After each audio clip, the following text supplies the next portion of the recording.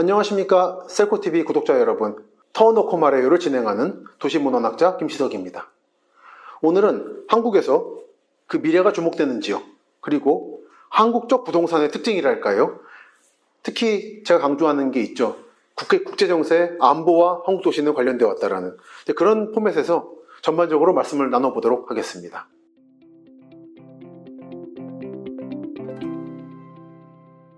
보면은 사실 우리는 유튜브 채널이니까 상호를 말해도 되죠.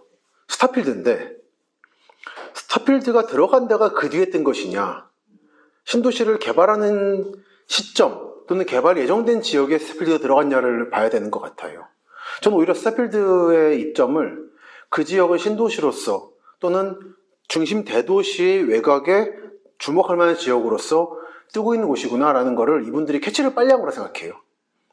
물론 스타필드에 들어가고 나서 더 이제 가격이 오르고 하겠죠. 하지만 우선 순서를 뒤바뀌면 안 되고 착각하면 안 되는 것이다. 당장 떠오르는 게 스타필드 고향, 지축역과 삼성역 아니겠습니까? 여기는 특히 3호선 타고 왔다 갔다 하시는 분들은 아실 거예요. 하루가 멀다 하고 쭉쭉 건물들 올라온 거. 그 뒤에 어느 시점에 스타필드 고향 얘기가 나오기 시작한 거죠. 그 앞뒤를 잘 보셔야 된다는 거죠. 또는 스타필드 하남도 그렇죠. 미사 신도시 완성 거의 다 되고 나서 이제 스타필드가 들어오는 거고, 그나마 이제 봐줄 거라는 거는 미사 신도시에서 좀 떨어진데, 사실 이쪽은 하남시 동쪽의 구도심 쪽이거든요. 근데 여기에 호재라고 했으면 5호선이 연장된다는 거였는데, 하남 검단산역까지 그런 거를 보고 들어왔다는 거는 스타필드 하남이 위치를 잘 잡은 겁니다만, 이 모든 걸 하남이 만들어냈느냐 스타필드가, 그건 아니라는 거죠. 계획하에 있는 것이었다는 거죠. 그리고 마찬가지 관점에서 보자면, 스타필드 수원 경우도 저는 이것이 스타필드 수원이 이 서부 수원의 개발을 촉진한다기보다는 최근 들어 서수원 지역 개발이 좀 활발해졌었어요. 그거에 쐐기를 박는 역할로서 보시는 게 나을 거다. 당장 지금 옛날 협교의 수인선이 95년도에 사실상 영업을 정지했다가 몇 년 전에 개통했죠. 완전히 이제 개통했죠. 분당부터 인천까지. 그렇게 되면서 예를 들어서 수인선 고생역이라든지 어목천역 이런 데가 있습니다. 수인분당선. 이런 데 북쪽 지역이 대규모로 지금 택지 개발이 되고 있어요. 이쪽이 원래 수원의 중심지였고, 게다가 이제 수원 군공항 소음 문제 때문에 한동안 개발이 억제돼서 동쪽 광견이 영통이니 메탄으로 넘어갔다가 다시 돌아오는 중이었습니다. 거기에 쐐기를 박은 거죠. 그 흐름을 탄 거죠. 특히 구체적으로는 화서라고 있습니다. 고동네라든지 수원역 근처예요. 그리고 이제 푸르지오 자이라든지 또는 고등동이라고 예전에 수원역 역세권 올드타운이었는데 이른바 성남의 직결지도 밀려나고 대규모 개발이 되면서 새로운 인구들이 들어오기 시작한 거죠. 그런 후에 들어온 게 스타필드 수원이에요. 스타필드 수원이 들어왔기 때문에 이런 게 개발된 게 아니에요. 앞뒤를 잘 보셔야 된다. 그리고 스타필드는 아시겠지만 가서 노는 데 아니겠습니까? 지난 대선 때 전라도 광주 쪽이 그런 이제 화제됐던 것처럼, 그래서 이것과 백화점은 구분할 필요가 있는 거다. 똑같이 유통업체라 그래도, 그래서 이마트 24가 들어오는 거하고 스타필드가 들어오는 거하고 신세계 들어오는 거는 맥락이 다르죠. 오히려 저는 스타필드 같은 경우는 약간 외곽에 들어오는 게 좋다 생각을 해요. 들어왔기 때문에 좋은 거다. 근데 만약에 롯데니 신세계니 현대가 들어왔다면 달랐을 거다. 그거는 좀 아직 단기적으로 패착일 수 있었을 거다 생각을 하고 있습니다. 그래서 핵심 지역에 들어가서 그 핵심 지역의 가치를 재평가하게 만드는 거는 오히려 더 현대죠, 최근에는. 그래서 스타필드와 더현대가 일종의 각각의 상징으로서 기능하고 있다는 측면이 있다고 봐요. 그래서 여러분들이 스타필드 얘기 좀 돌아가면은 이 지역을 어떤 스타필드 개장했다는 얘기를 들으시면 잘 모르는 지역이지만 거기가 상당히 택지 개발이 되고 있나 보다라고 추측하시면 됩니다. 그리고 아마 지금 상황이 끝이 아닐 것이다. 여기부터 더 커질 거라는 걸 전망하는구나라고 짐작하시면 될 것 같아요.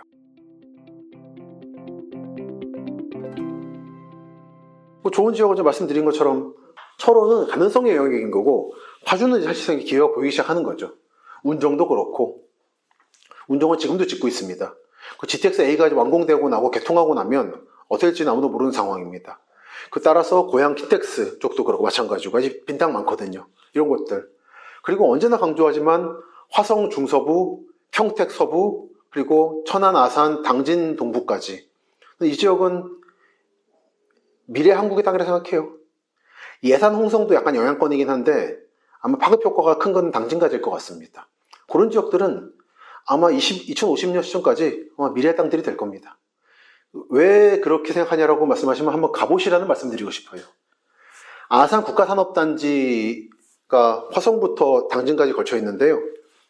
그 지역들 한번 쭉 둘러보시고요. 당진에 있는 현대제철도 한번 보시고, 그 화성 중심 지역들인 화성시청역 예정지나 향남역 제약단지 있는 곳들, 또는 평택의 안중 같은 데 한번 가보시기 바랍니다. 가보시면 마치 60년 전 서울 강남 말죽거리, 영동이라 불리던 시절에 말죽거리에 온 것 같은 생각을 하시게 될 거예요. 어마어마한 수의 기업 부동산들이 진을 치고 있습니다. 당진까지 그게 지금 이어지고 있어요. 그거는 여러분이 사시는 대도시에서만 바라보시면 보이지 않는 세계입니다. 그런 데를 부지런히 다니는 사람이 이기는 거죠. 강남도 그랬습니다. 말죽거리 저기 배 타고 건너가가지고 한참을 택시 타고 가야지 말죽거리 나왔던 시절이었어요. 그때 물론 돈이 없어서 못 산 사람도 있지만 거기에 무슨 미래가 있냐라고 본 사람도 많았습니다. 똑같은 돈 가지고 그쪽에 투자 안 하고 강북에 주택을 산 거죠. 근데 그 결과는 여러분이 보시는 바대로입니다. 물론 저는 강북의 부촌들은 여전히 강한 미래도 있다고 생각하지만은 뭔가 혼란의 도가니탕인 데를 들어가야 기회가 있는 거 아니겠습니까? 물론 고위험이긴 합니다만서도 그거는 감안하시고 보시기 바랍니다. 네.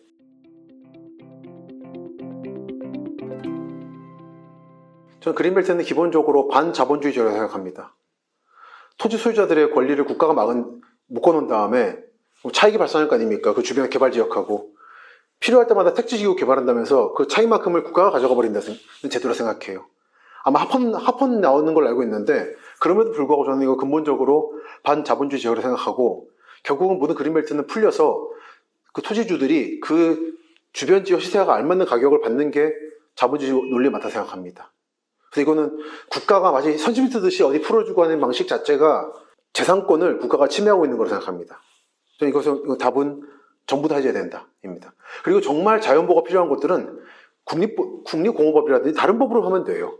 또는 그린벨트를 해제하고 필요한 지역은 국립공원을 묶으면 되는데 이걸 그린벨트라는 이름으로 묶어버리는 바람에 제가 전국을 다수하지 않습니까? 그린벨트라는 데 엄청 많이 다녀봤습니다. 가보면 폐기장에 소각장에 사실상 지금 현재 그린벨트의 대부분 지역은 그 주변 도시가 필요로 하는 쓰레기 처리장이라든지 하치장 또는 미래 택지개발 지역을 위해서 묶어놓은 곳에 지나지 않다 생각합니다.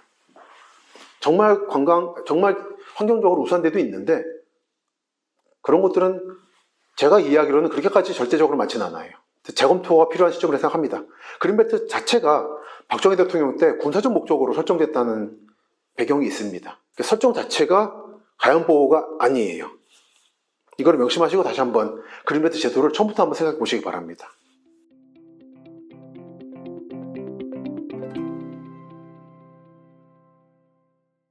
부산에 노인과 바다만 있다 그러면 뭐 다른 지역은 어떡합니까? 요즘 부산이 울산 인구 빨아들이고 있는데 뭐. 그러니까 제가 먼저 말씀드리지만 자기 지역하고 서울만 비교하시면 안 돼요. 자기 도시하고 주변 도시도 보셔야죠. 제가 진행하는 다른 채널에서도 말씀드리고 있습니다만 동해선 철도가 전철이 만들어지면서 지금 울산 인구가 급속하게 부산으로 빠져나오고 있어요. 근데 부산 분들은 그런 말씀 안 하시더라고요.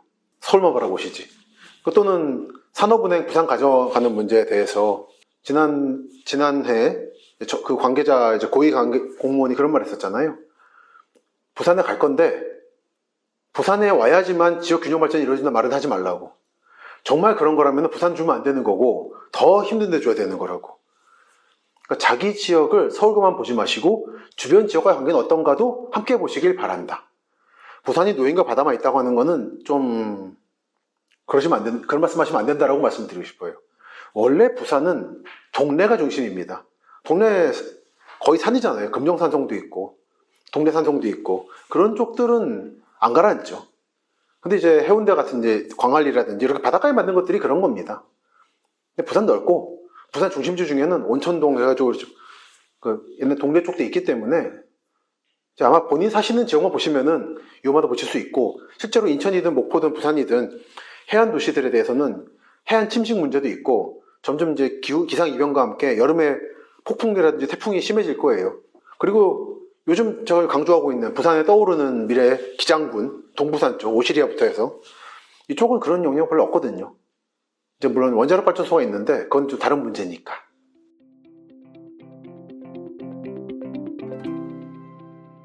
저는 뭐 냉정하게 들리시겠지만 그거를 막을 수 있는 방법이 없다 생각합니다.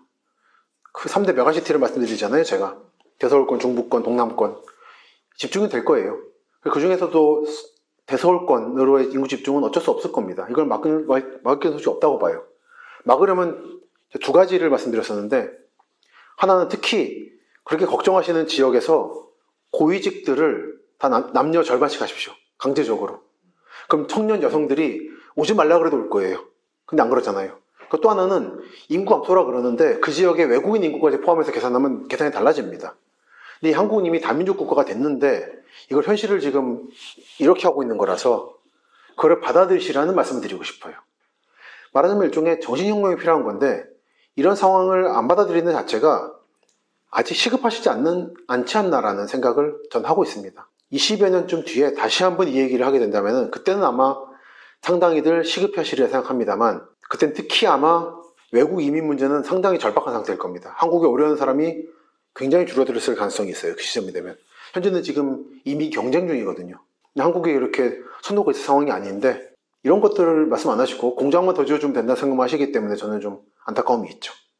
특히 동남권에 대해서 말씀드리면 포항, 울산부터 여수, 춘천, 광양 그리고 최근에 고흥까지 이쪽은 인구가 줄어드는 것과는 별도로 그 지역의 산업벨트, 방위산업벨트로서의 중요성은 줄어들지 않을 겁니다.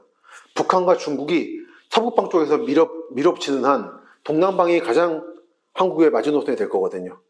인구가 주는 것과 그 지역의 중요성이 줄어드는 것은 다른 문제라는 것을 받아들이시길 바랍니다. 아마 이제 부산이 조만간에 한 2030년쯤 되면 35년쯤 되면 인천의 인구가 추월당할 거예요. 근데 그렇다고 해서 부산이나 동남권, 여순강까지 포함하는, 여수, 수천, 광양까지 포함하는 중요성이 떨어지는 건 아니다. 오히려 신냉전이 들어오고 한국의 방위산업체가 얼마나 화랑인지 좀 아실 겁니다. 러시아 우크라이나 전쟁이라든지 앞으로 이런 일이 줄어들지 않을 것이기 때문에 권위주의 국가와 자유진영 국가, 이 미국의 하위 파트너로서 특히 방산업에서 중요성은 살아남을 것이고 더 커질 것이기 때문에 동남권의 미래는 기본적으로 현지 분들이 생각하시는 만큼 어둡지는 않다. 근데 인구가 다시 늘 거라는 생각은 하지 않습니다, 솔직히.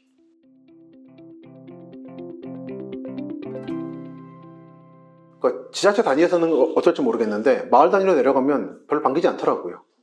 마을세 내라 그러고 어떤 분이 책에 소개한 사례입니다만 어느 지역 가가지고 하나하나 체크를 했대요. 이 마을에 들어가려면 500만 원, 1000만 원 내고 한 2년쯤 열심히 그렇게 해야 이 마을 주민이 인정받는 거고 또 어느 지역은 보상금 같은 거 받을 때 받을 수 있는 마을 회원의 조건이 그 지역에 100년 살 것 그런 겁니다.